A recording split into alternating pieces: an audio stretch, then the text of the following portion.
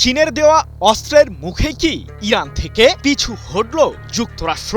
কারণ 400 অস্ত্রের এক বিশাল চালান চীন থেকে যাচ্ছে ইরানে। সম্প্রতি এমন তথ্য ফাঁস হওয়ার পর থেকে ব্যাপক চাঞ্চল্য বিরাজ করছে মার্কিনীদের মাঝে। তবে কি সেই অস্ত্রগুলো দিয়েই যুক্তরাষ্ট্রের বিরুদ্ধে প্রভাব খাটানোর পরিকল্পনা করেছিল ইরান? অথচ দ্বিতীয় বিশ্বযুদ্ধের পর সবচেয়ে ভয়াবহ হামলা ইরানের বিরুদ্ধে চালানোর হুমকি দিয়েছিলেন মার্কিন প্রেসিডেন্ট ডোনাল্ড ট্রাম্প। এমনকি মধ্যপ্রাচ্যে থাকা নিজেদের সামরিক ঘাঁটিগুলোতে সর্বোচ্চ সংখ্যক প্রস্তুতি নেওয়ারও দাবি করেছিলেন যুক্তরাষ্ট্রের শাসক। এখন তাহলে কোথায় গেল ট্রাম্পের সেই দম্ভ? মার্কিন প্রশাসন ভেবেছিল শক্তিশালী সামরিক বাহিনী নিয়ে ইরানের মতো একটি দেশকে নিমিষেই ধ্বংস করতে সফল হবে তারা, কিন্তু ঘটেছে তার ঠিক বিপরীত ঘটনা। তেহরানের পাল্টা হামলার মুখে দিশেহারা হয়ে পড়ে মধ্যপ্রাচ্যে নিযুক্ত মার্কিন কেন্দ্রীয় কমান্ড। তবে ইরানের শক্তির এই সীমা যে আরও ছাড়িয়ে গেছে সে সম্পর্কে তথ্য পেয়েই কিছুটা ভয় পেয়েছেন মার্কিন প্রেসিডেন্ট ট্রাম্প। সাম্প্রতিক যুদ্ধের মাঝেই মার্কিন ও ইসরায়েলি গোয়েন্দারা দাবি তুলেন যে ইরানকে পেছন থেকে সাহায্য করছে চীন। অস্ত্র ও স্যাটেলাইট সহযোগিতা দিয়ে যুক্তরাষ্ট্রের বিরুদ্ধে লড়তে ইরানের সামরিক বাহিনীকে শক্তি যোগাচ্ছে চীন সরকার। এমন ঘটনার পরপরই চীন সফরে যান মার্কিন প্রেসিডেন্ট ট্রাম্প। চলতি বছরের মে মাসের ওই সফরে চীনের প্রেসিডেন্ট শি জিনপিং এর মন ভোলানো অনেক আলাপি করেন যুক্তরাষ্ট্রের শাসক, কিন্তু সে সময় এক প্রকার খালি হাতেই বেইজিং থেকে বিদায় নিতে হয় ট্রাম্পকে।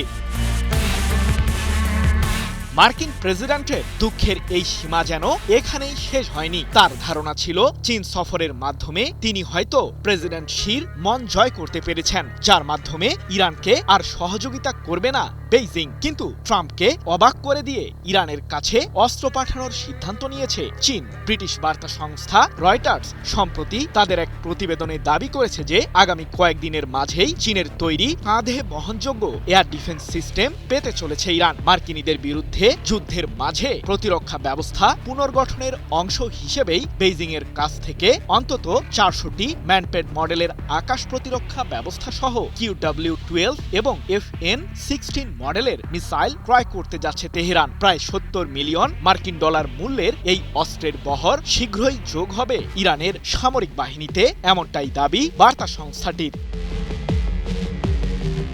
তবে কি এজন্যই ইরানের বিরুদ্ধে জোরদার হামলা চালানোর পথ থেকে সরে দাঁড়ালো যুক্তরাষ্ট্র?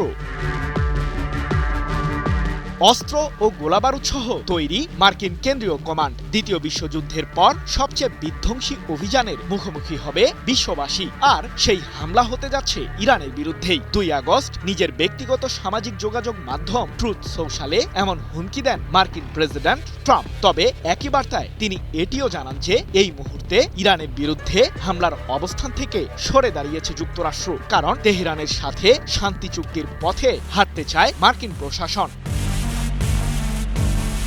তবে যুক্তরাষ্ট্রের প্রেসিডেন্টের এই বার্তার পেছনে লুকিয়ে আছে তার মনের ভেতরে চলা ভয়ের উথাল পাতালের দৃশ্য। কারণ ম্যানপেড মডেলের যেই এয়ার ডিফেন্স সিস্টেম চীন থেকে পেতে চলেছে ইরান, তা মার্কিন সামরিক বহরের যুদ্ধ বিমানগুলোর জন্য বিপজ্জনক পরিস্থিতি তৈরি করতে পারে বলে দাবি যুক্তরাজ্য ভিত্তিক সংবাদ মাধ্যম ইরান ইন্টারন্যাশনালের। এমনকি চলতি বছরের এপ্রিলেই নিজেদের আকাশ সীমায় যুক্তরাষ্ট্রের F-15 মডেলের অত্যাধুনিক একটি যুদ্ধ বিমানকে ভূপাতিত করে ইরান। বিশ্লেষকদের ধারণা চীনের তৈরি কাঁধে বহনযোগ্য আকাশ প্রতিরক্ষা ব্যবস্থা দিয়েই মার্কিনী ওই যুদ্ধ বিমানটিকে ভূপাতিত করেছিল তেহরান। যুক্তরাষ্ট্রের জন্য এই ক্ষতি ছিল একটি ঐতিহাসিক ঘটনা, কারণ এর আগে কয়েক দশক যাবৎ কোন দেশের সামরিক বাহিনী মার্কিনীদের যুদ্ধ বিমান ভূপাতিত করতে সফল হয়নি। AKS অর্জন করল গিনেস ওয়ার্ল্ড রেকর্ডস। AKS যদিও সংবাদ মাধ্যম ইরান ইন্টারন্যাশনাল তাদের প্রতিবেদনে দাবি করেছে যে অপেক্ষাকৃত কম উচ্চতায় উড়তে পারা যুদ্ধবিমান কিংবা হেলিকপ্টারকে ভূপাতিত করতে সক্ষম চীনের তৈরি ম্যানপেড মডেলের এয়ার ডিফেন্স সিস্টেমটি। তবে এই মুহূর্তে কোনো ধরনের ঝুঁকি নিতে আগ্রহী নয় মার্কিন কেন্দ্রীয় কমান্ড। ঠিক সে কারণেই ইরানের বিরুদ্ধে সাময়িকভাবে হামলা বন্ধ রেখেছে যুক্তরাষ্ট্র, এমনটাই মত বিশ্লেষকদের। যুক্তরাষ্ট্রের সব চাপ, সব হুমকি উপেক্ষা করে দুর্নিবার ইরান কিছুতেই যেন থামানো যাচ্ছে না ইরানকে। আর সে কারণেই এবার একেবারে নতুন পথ খুঁজছে মার্কিন সামরিক বাহিনী। শুধু নতুন অস্ত্র নয়, দরকার নতুন চিন্তা, নতুন কৌশল। এমনকি সামরিক বিশ্লেষকদের কাছেও হাত পেতেছে যুক্তরাষ্ট্র। সম্প্রতি CNN এর এক প্রতিবেদনে উঠে এসেছে চমকপ্রদ তথ্য। মার্কিন সেন্ট্রাল কমান্ড বা সেন্টকম তাদের গোয়েন্দা শাখার মাধ্যমে সামরিক বিশ্লেষকদের কাছে একটি বিশেষ ইমেইল পাঠিয়েছে। সেখানে বলা হয়েছে ইরানের উপর চাপ সৃষ্টি এবং তেহরানকে শাস্তি দেওয়ার জন্য প্রচলিত পদ্ধতির বাইরে গিয়ে নতুন, সৃজনশীল এবং ব্যতিক্রমী পরিকল্পনা প্রয়োজন। অর্থাৎ দীর্ঘদিনের সামরিক কৌশল দিয়ে কাঙ্ক্ষিত ফল না পাওয়ায় এবার নতুন ধারণা খুঁজছে যুক্তরাষ্ট্র। বিশ্লেষকদের মতে সামরিক বাহিনীর ভেতরে এভাবে ইমেইলের মাধ্যমে সবার কাছ থেকে পরিকল্পনা চাওয়া খুবই বিরল ঘটনা, কারণ সাধারণত এমন সিদ্ধান্ত আসে উচ্চ পর্যায়ের সামরিক কমান্ড থেকেই। তাই এই উদ্যোগ অনেকের কাছেই ইঙ্গিত দিচ্ছে যে প্রেসিডেন্ট ডোনাল্ড ট্রাম্পের সামনে ইরানকে চাপে রাখার কার্যকর বিকল্প আগের তুলনায় অনেকটাই সীমিত হয়ে পড়েছে। তবে সেন্টকমের পক্ষ থেকে বলা হয়েছে এটি দুর্বলতার লক্ষণ নয়। সেন্টকমের মুখপাত্র ক্যাপ্টেন টিমোথি হকিংস জানিয়েছেন, তাদের কমান্ডার অ্যাডমিরাল ব্র্যাড কুপার সবসময় নতুন ধারণাকে উৎসাহ দেন। পদমর্যাদা যাই হোক না কেন, ভালো পরিকল্পনা এলে তা গুরুত্বের সঙ্গে বিবেচনা করা হয়। এদিকে এই ইমেইল পাঠানোর মাত্র কয়েকদিনের মধ্যেই আবারও ইরানের বিরুদ্ধে হামলার হুমকি দেন প্রেসিডেন্ট ট্রাম্প। কিন্তু পরে সেই অবস্থান থেকে কিছুটা সরে আসেন তিনি। প্রতিবেদনে বলা হয়েছে, সৌদি আরবের যুবরাজ সহ মধ্যপ্রাচ্যের কয়েকজন প্রভাবশালী নেতা ফোন করে উত্তেজনা কমানোর আহ্বান জানানোর পরই ট্রাম্প তার অবস্থান পরিবর্তন করেন। অন্যদিকে কয়েক সপ্তাহ ধরেই ইরানের বিভিন্ন লক্ষ্যবস্তুতে বিমান হামলা চালিয়ে যাচ্ছে যুক্তরাষ্ট্র। বিশেষ করে হরমুজ প্রণালীতে ইরানের সামরিক সক্ষমতা দুর্বল করা এবং তেহরানকে আলোচনার টেবিলে ফিরিয়ে আনাই ছিল ওয়াশিংটনের মূল লক্ষ্য। কিন্তু এত হামলার পরও আলোচনায় কোনো অগ্রগতি হয়নি, বরং ইরান এখনও নিজের অবস্থান থেকে সরে আসার কোনো ইঙ্গিত দেয়নি। এ অবস্থায় ট্রাম্প প্রশাসন আরও বড় পদক্ষেপের কথাও বিবেচনা করছে। মার্কিন সংবাদ মাধ্যমের দাবি, ইরানের অবশিষ্ট পারমাণবিক স্থাপনাগুলো, বিশেষ করে গভীর ভূগর্ভে নির্মিত পিক্যাক্স মাউন্টেনের মতো স্থাপনাগুলোতে বড় ধরনের হামলার প্রস্তুতি নিয়েছে যুক্তরাষ্ট্র। তবে সামরিক কর্মকর্তাদের মতে এসব স্থাপনা এতটাই গভীর যে শুধু ক্ষেপণাস্ত্র বা বোমা হামলায় সেগুলো পুরোপুরি ধ্বংস করা সম্ভব নয়। সেক্ষেত্রে স্থল বাহিনী পাঠানোর প্রয়োজন হতে পারে, যা অত্যন্ত ঝুঁকিপূর্ণ। আর ঠিক এই কারণেই ট্রাম্প এখনো পর্যন্ত এমন সিদ্ধান্ত নিতে অনিচ্ছুক। প্রতিবেদনে আরও বলা হয়েছে, যুদ্ধ শুরুর পর এখনো পর্যন্ত 18 জন মার্কিন সেনা নিহত হয়েছেন। ফলে যুদ্ধ আরও বিস্তৃত হলে রাজনৈতিক ও সামরিক দুই দিক থেকেই যুক্তরাষ্ট্রের উপর চাপ আরও বাড়তে পারে। এদিকে মার্কিন গোয়েন্দা সংস্থা CIA এবং ডিফেন্স ইন্টেলিজেন্স এজেন্সি বা DI এর সাম্প্রতিক মূল্যায়নও খুব একটা আশাব্যঞ্জক নয়। তাদের মতে বর্তমান বিমান হামলায় ইরানের আলোচনার অবস্থান উল্লেখযোগ্যভাবে বদলাতে পারবে না। একই ধরনের মন্তব্য করেছেন মার্কিন জয়েন্ট চিফস অফ স্টাফের চেয়ারম্যান জেনারেল ড্যান কেইনো। তিনি স্বীকার করেছেন, শুধু আকাশপথের হামলা দিয়ে এই যুদ্ধের সব লক্ষ্য অর্জন করা সম্ভব নয়। সব মিলিয়ে এখন ট্রাম্প প্রশাসনের সামনে তিনটি বড় পথ খোলা রয়েছে: আরো ব্যাপক বিমান হামলা, স্থল বাহিনী মোতায়েন, অথবা বর্তমান পরিস্থিতি বজায় রেখে পাল্টাপাল্টি হামলা চালিয়ে যাওয়া। কিন্তু স্থল বাহিনী পাঠানোর সিদ্ধান্ত নিলে তা ট্রাম্পের নির্বাচনী প্রতিশ্রুতির সঙ্গে সাংঘর্ষিক হবে, কারণ নির্বাচনী প্রচারে তিনি স্পষ্টভাবে বলেছিলেন তিনি আর কোনো আমেরিকানকে অন্তহীন বিদেশি যুদ্ধে পাঠাতে চান না। তবুও ট্রাম্পের বক্তব্য, আমরা জিততে চাই, আমরা তাদের ওপর কঠোর আঘাত হানব। একসময় তারা বলবে আমরা আর সহ্য করতে পারছি না। এখন দেখার বিষয়, নতুন কৌশলের খোঁজে নামা যুক্তরাষ্ট্র সত্যি কি ইরানকে চাপে ফেলতে পারবে, নাকি মধ্যপ্রাচ্যের এই সংঘাত আরও দীর্ঘ ও জটিল অধ্যায়ে প্রবেশ করবে। সম্প্রতি ইরানের বিরুদ্ধে 900 কেজি ওজনের বিধ্বংসী বোমা ফেলে হামলা চালায় যুক্তরাষ্ট্র, আর এতেই নিহত হয় একই পরিবারের নারী ও শিশু সহ অন্তত 3 জন সদস্য। শুধু তাই নয়, মার্কিনীদের আগ্রাসী ওই অভিযানে বাড়িঘর হারা হয়ে পড়েছে কমপক্ষে 20টি পরিবার। কিন্তু কোন বোমা দিয়ে সেই হামলা চালিয়েছিল মার্কিন কেন্দ্রীয় কমান্ড? প্রশ্ন হলো, পাল্টা জবাবে যুক্তরাষ্ট্রকে কেমন শিক্ষা দিয়েছে ইরান?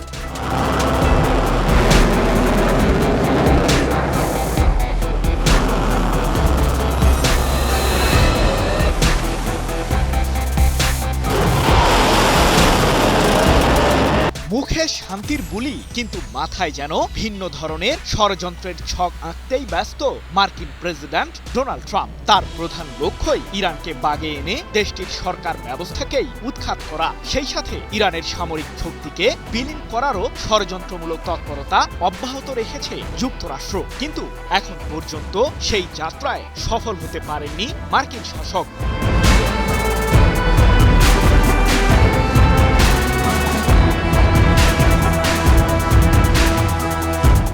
যদিও মধ্যপ্রাচ্যের বিভিন্ন প্রান্তে থাকা নিজেদের সামরিক ঘাঁটিগুলোতে সর্বোচ্চ প্রস্তুতি সেরে রেখেছে যুক্তরাষ্ট্র, এদিকে সাম্প্রতিক যুদ্ধে ইরানের দক্ষিণাঞ্চল জুড়ে ব্যাপক তাণ্ডব চালায় মার্কিন কেন্দ্রীয় কমান্ড। সে সময় ট্রাম্প এক প্রকার ঘোষণা দিয়েই জানিয়েছিলেন ইরানের জ্বালানি কেন্দ্র ও সেতুগুলোকে ধ্বংস করবে যুক্তরাষ্ট্র। তার এই লক্ষ্য পূরণে ইরানের কেশম দ্বীপের কাছে সম্প্রতি ব্যাপক বোমা হামলা চালায় মার্কিন সামরিক বাহিনী, আর এতেই নিহত হয় দেশটির দক্ষিণাঞ্চলীয় ওই এলাকার একই পরিবারের নারী ও শিশু সহ অন্তত ৩ জন সদস্য। শুধু তাই নয়, ৯০০ কেজি ওজনের ওই বোমার আঘাতে কেশম দ্বীপের আরো ২০টি পরিবারের বাড়িঘর ব্যাপকভাবেই ক্ষতিগ্রস্ত হয়েছে, যার কারণে বাস্তুচ্যুত হয়ে পড়েছে ওই পরিবারগুলো। ৩ আগস্ট এক প্রতিবেদনে বিষয়টি নিশ্চিত করেছে ইসরায়েল ভিত্তিক সংবাদ মাধ্যম দ্য জেরুজালেম পোস্ট।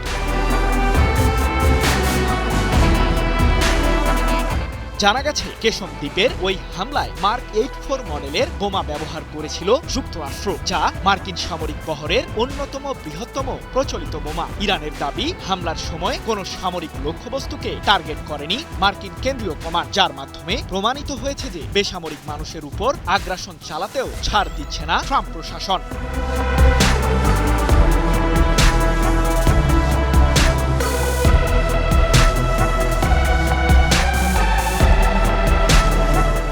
তবে যুক্তরাষ্ট্রের এই আগ্রাসনের পাল্টা জবাবে তাদেরকে উচিত শিক্ষাও দিয়েছে ইরানের সর্বোচ্চ প্রতিরক্ষা বাহিনী IRGC। জানা গেছে, সম্প্রতি মার্কিনীদের চলমান আগ্রাসনের জবাব দিতে জর্ডানের আল আজরাক বিমান ঘাঁটিতে ক্ষেপণাস্ত্র হামলা চালায় ইরান। এ সময় ওই ঘাঁটিতে থাকা যুক্তরাষ্ট্রের F-35 মডেলের 3টি যুদ্ধবিমানকেই ধ্বংস করে তেহরান। এছাড়াও একই মডেলের আরো 3টি যুদ্ধবিমান মারাত্মকভাবে ক্ষতিগ্রস্ত হয়েছে বলে দাবি IRGC। বিশ্লেষকরা বলছেন, তেহরানের এমন প্রতিরোধমূলক হামলার কারণে কয়েক শত মিলিয়ন মার্কিন ডলার ক্ষতির মুখে পড়েছে যুক্তরাষ্ট্র। তাহলে কি এখানেই থেমে যাবে ইরানের বিরুদ্ধে যুক্তরাষ্ট্রের যুদ্ধ? ইরান ইস্যুতে নিজেদের আগ্রাসী কর্মকাণ্ড এখনই বন্ধ করছে না মার্কিন প্রশাসন। যুদ্ধের ময়দানে সাময়িকভাবে কিছুটা শান্তি বিরাজ করলেও ভিন্ন ধরনের ষড়যন্ত্রের ছক আঁকছে যুক্তরাষ্ট্র। আন্তর্জাতিক বিভিন্ন সংবাদ মাধ্যমের দাবি, ইরানের নতুন সর্বোচ্চ নেতা মোস্তফা খামেনিকে হন্যে হয়েই খুঁজে বেড়াচ্ছে ইসরায়েলের গোয়েন্দা সংস্থা মোসাদ ও মার্কিন কেন্দ্রীয় গোয়েন্দা সংস্থা CIA। এই ইস্যুতে ইরানের অভ্যন্তরে থাকা গুপ্তচরদের সহযোগিতা নিচ্ছে ইহুদিবাদীরা। যদিও সর্বোচ্চ নেতার নিরাপত্তা নিশ্চিত করতে কোনো ধরনের ছাড় দিচ্ছে না IRGC। এমনকি ইরানের সরকারের নির্দিষ্ট কিছু ব্যক্তি ছাড়া অন্য কারো সাথে সরাসরি যোগাযোগ করছেন না মোস্তফা খামেনি, যার কারণে তার অবস্থানকে ঘিরে কোনো তথ্যই নিশ্চিত করে বলতে পারছে না যুক্তরাষ্ট্র ও ইসরায়েলের গোয়েন্দারা। ইরানের নজিরবিহীন পাল্টা হামলার হুঁশিয়ারির মুখে দেশটিতে হামলা চালানো থেকে সরে দাঁড়ালেও পরাজয়ের গ্লানি এখনও মানতে পারছে না যুক্তরাষ্ট্র। ইরানে হামলা স্থগিত থাকলেও দেশটিকে চরম হুঁশিয়ারি দিলেন যুক্তরাষ্ট্রের যুদ্ধমন্ত্রী পিট হেগসেথ। ইরানে হামলা থেকে যুক্তরাষ্ট্র কি সত্যি সত্যি সরে দাঁড়ালো, নাকি ইরানে এখনও হামলার পায়তারা করে যাচ্ছে দেশটি? যুক্তরাষ্ট্রের যুদ্ধমন্ত্রী পিট হেগসেথ ইরানকে চরম হুঁশিয়ারি দিয়ে বলেছেন, মার্কিন প্রেসিডেন্ট ডোনাল্ড ট্রাম্প ইরানে পূর্ব পরিকল্পিত হামলা স্থগিত করলেও দেশটির বিরুদ্ধে ব্যবস্থা নিতে মার্কিন সামরিক বাহিনী এখনও পুরোপুরি প্রস্তুত রয়েছে। মার্কিন বাহিনীর প্রস্তুতির দ্বারা পিট হেগসেথ আসলে কি বোঝাতে চাইছেন? তবে কি ইরানের বিরুদ্ধে পুনরায় যুদ্ধ শুরু করবে যুক্তরাষ্ট্র? সামাজিক যোগাযোগ মাধ্যম এক্সে দেওয়া এক পোস্টে মার্কিন যুদ্ধমন্ত্রী জানান, ইরানে হামলার জন্য যুদ্ধ দপ্তর পুরোপুরি প্রস্তুত ছিল এবং এখনও দ্বিতীয় বিশ্বযুদ্ধের পর থেকে সর্বোচ্চ পর্যায়ের প্রস্তুতি নিয়ে আছে। আমরা যে কোনো মুহূর্তে ইরানে হামলার জন্য পুরোপুরি প্রস্তুত। মার্কিন যুদ্ধমন্ত্রীর মতে, ইরানকে এমন মাত্রায় আঘাত হানতে প্রস্তুত ছিল যুক্তরাষ্ট্র যা দ্বিতীয় বিশ্বযুদ্ধের পর আর দেখা যায়নি। কাতার ভিত্তিক সংবাদ মাধ্যম আল জাজিরা এক প্রতিবেদনে তুলে ধরে এই খবর। ইরানকে উদ্দেশ্য করে প্রেসিডেন্ট ট্রাম্পও একই ধরনের কথা বলেন। এয়ারফোর্স ওয়ানে সাংবাদিকদের সঙ্গে আলাপকালে ট্রাম্প বলেন, আমরা ইরানে এমন একটি হামলার প্রস্তুতি নিয়েছিলাম যা দ্বিতীয় বিশ্বযুদ্ধের পর সবচেয়ে বড় হামলা হতো। এটি ইরানের জন্য চরম ধ্বংসাত্মক হতো। মার্কিন যুদ্ধমন্ত্রী মূলত প্রেসিডেন্ট ট্রাম্পের মন্তব্যেরই প্রতিধ্বনি করলেন। তবে বিশ্লেষকদের মতে ওয়াশিংটন সামনাসামনি এই উত্তপ্ত বাক্য ছুড়লেও ভিতরে ভিতরে ইরানে হামলার বিষয়ে সন্দিহান ছিল। কারণ ইতিপূর্বে ইরান যে পরিমাণ নজিরবিহীন পাল্টা হামলার হুঁশিয়ারি দিয়েছিল, যুক্তরাষ্ট্র সম্ভবত সেটা বিবেচনা করেই ইরানে হামলার সিদ্ধান্ত থেকে ফিরে এসেছে। কারণ ইরান যুক্তরাষ্ট্রের উদ্দেশ্যে সর্বাত্মক পাল্টা হামলার হুঁশিয়ারি দেয়, যা ইতিপূর্বে ইরান আর কখনো দেয়নি। ফলে বোঝাই যাচ্ছে যে সম্ভাব্য মার্কিন হামলাকে ইরান কতটা গুরুত্ব সহকারে নিয়েছিল।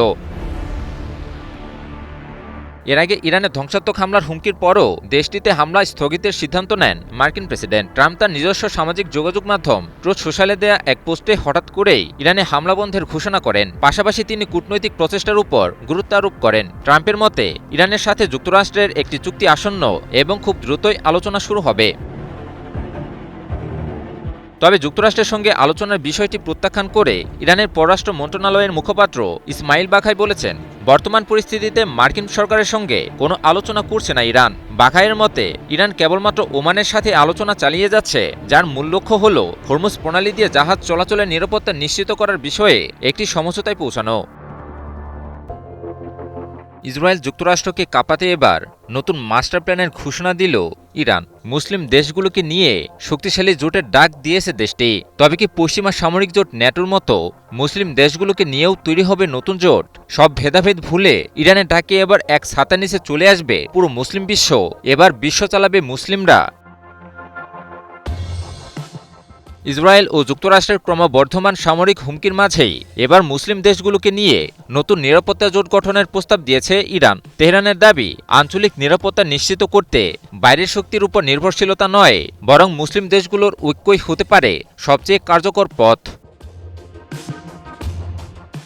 ইরানের ভারপ্রাপ্ত প্রতিরক্ষামন্ত্রী ব্রিগেডিয়ার জেনারেল সাইয়েদ মজিদ ইবনে রেজা তুরস্কের প্রতিরক্ষামন্ত্রী ইয়াসার গুলারের সঙ্গে টেলিফোনে আলাপকালে এই প্রস্তাব দেন। তিনি বলেন, ইরান, তুরস্ক, পাকিস্তান, সৌদি আরব, মিশর সহ অন্যান্য মুসলিম দেশকে নিয়ে একটি আঞ্চলিক নিরাপত্তা জোট গঠন করা এখন সময়ের দাবি। তার ভাষায়, সাম্প্রতিক সংঘাত প্রমাণ করেছে এই অঞ্চলের নিরাপত্তা নিশ্চিত করতে হবে এই অঞ্চলের দেশগুলোকেই।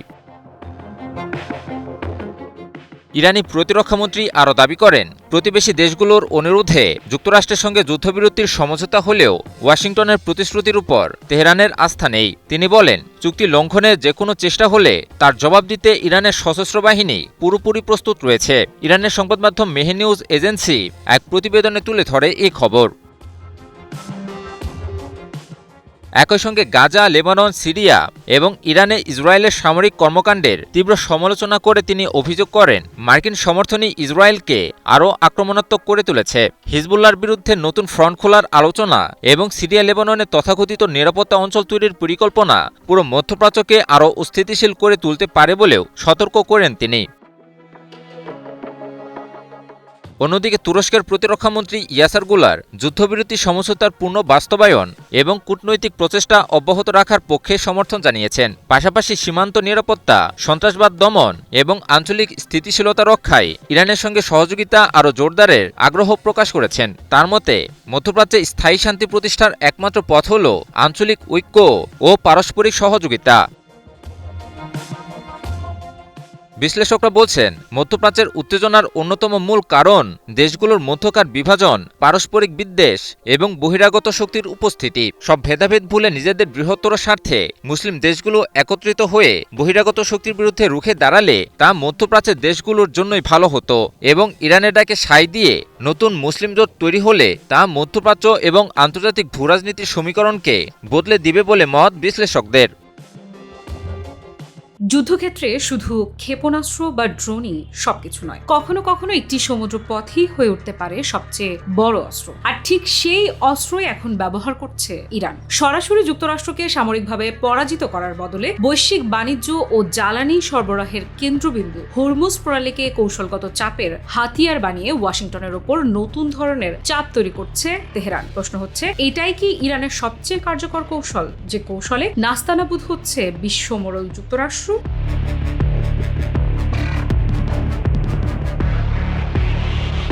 বিশ্লেষকদের মতে ইরান এখন আর শুধু সামরিক শক্তির উপর নির্ভর করছে না, বরং এমন এক পরিকল্পনা নিয়ে এগোচ্ছে যেখানে যুদ্ধের প্রভাব ছড়িয়ে দেওয়া হবে বৈশ্বিক অর্থনীতি ও জ্বালানি বাজারে। কারণ বিশ্বের উল্লেখযোগ্য পরিমাণ তেল ও গ্যাস প্রতিদিন হরমুজ প্রণালী দিয়ে পরিবাহিত হয়। এই পথের নিরাপত্তা নিয়ে সামান্য অনিশ্চয়তাও আন্তর্জাতিক বাজারে বড় ধরনের অস্থিরতা তৈরি করতে পারে। আর এই বাস্তবতাকেই কৌশলগত সুবিধা হিসেবে ব্যবহার করতে চাইছে তেহরান।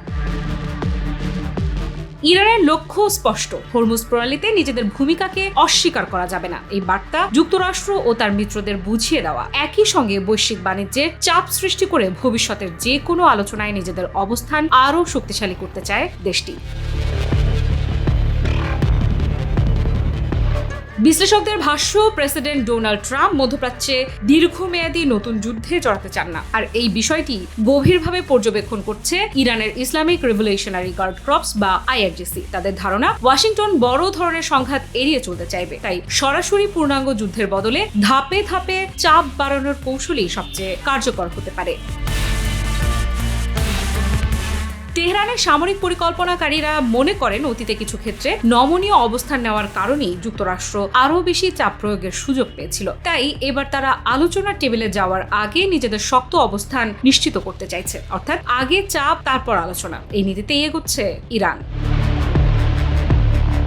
তবে ইরানের সব দাবি মেনে নিতে প্রস্তুত নয় যুক্তরাষ্ট্র। বিশেষ করে হরমুজ প্রণালীর নিয়ন্ত্রণ এবং সেখানে চলাচলকারী বাণিজ্যিক জাহাজ থেকে ফি আদায়ের যে দাবি তেহরান তুলেছে তা সরাসরি প্রত্যাখ্যান করেছে ওয়াশিংটন। যুক্তরাষ্ট্রের অবস্থান, আন্তর্জাতিক সমুদ্রপথ কোনো একক দেশের নিয়ন্ত্রণে যেতে পারে না।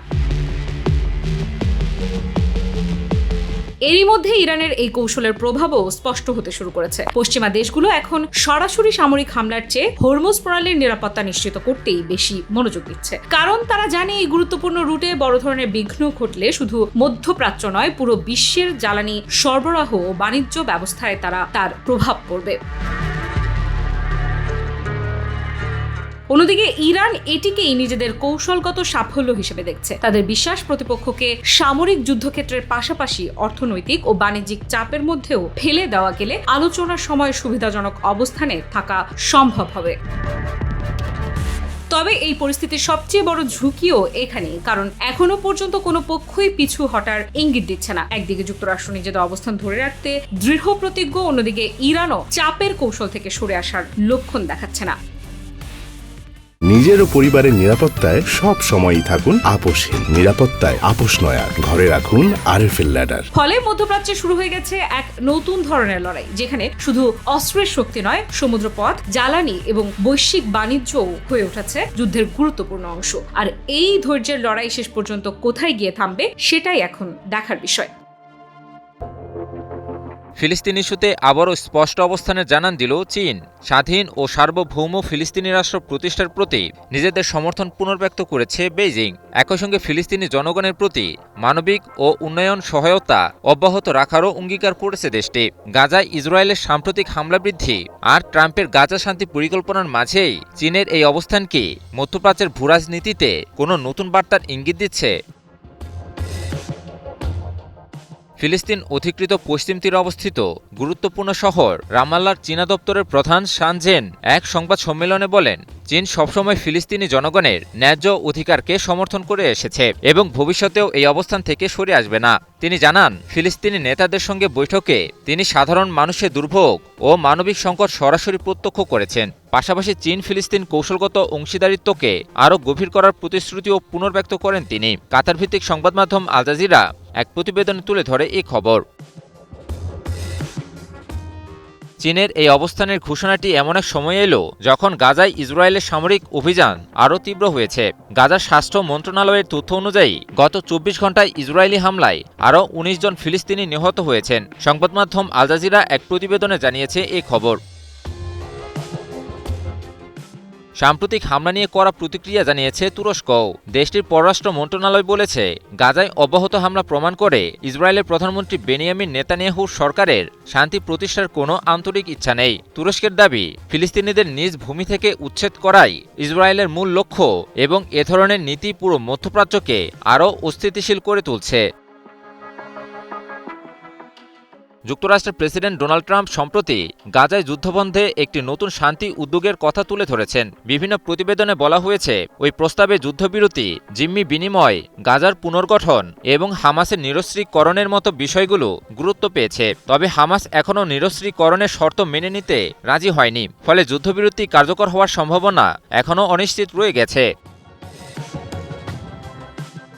বিশ্লেষকদের মতে স্বাধীন ফিলিস্তিন রাষ্ট্রের প্রতি চীনের পুনর্ব্যক্ত সমর্থন আন্তর্জাতিক কূটনীতিতে একটি গুরুত্বপূর্ণ বার্তা।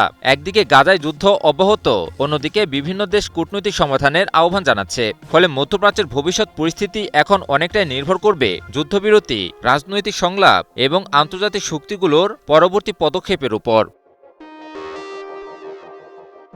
2023 সালের 7 অক্টোবর ফিলিস্তিনের স্বাধীনতাকামী সংগঠন হামাসের ইসরায়েলে হামলার পর থেকে গাজার বিরুদ্ধে পূর্ণমাত্রা যুদ্ধ শুরু করে ইসরায়েল, যা এখনও অব্যাহত রয়েছে। সংঘাত শুরুর পর থেকে ইসরায়েলি হামলায় গাজায় নিহতের সংখ্যা বেড়ে 73,375 জনে দাঁড়িয়েছে, আর আহতের সংখ্যা প্রায় 1,74,220 জন। গাজায় ইসরায়েলের বর্বরোচিত আগ্রাসন এক তীব্র মানবিক সংকটের জন্ম দিয়েছে। এই সংকটের শেষ কবে হবে সেদিকে তাকিয়ে এখন মানবিক বিশ্বের স্বপ্নদ্রষ্টারা।